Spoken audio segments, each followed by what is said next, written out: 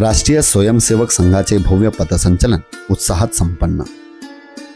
विजयदशमीच्या पार्श्वभूमीवर तळोदा शहरात राष्ट्रीय स्वयंसेवक संघाच्या वतीने भव्य पथसंचलनाचे आयोजन करण्यात आले।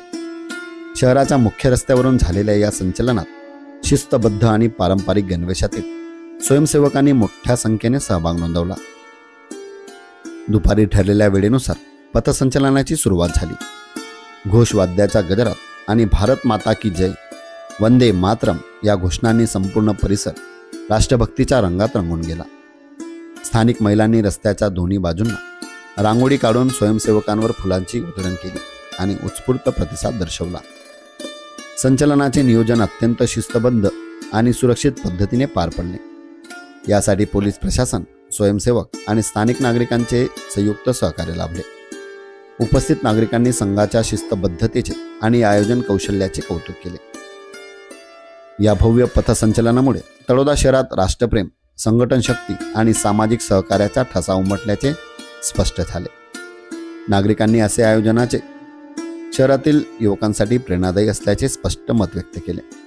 संघाच्या या पथसंचलनामुळे विजयदशमी उत्सवाचे महत्त्व आणि राष्ट्रभक्तीच्या भावभावना शहरभर प्रकट झाल्या।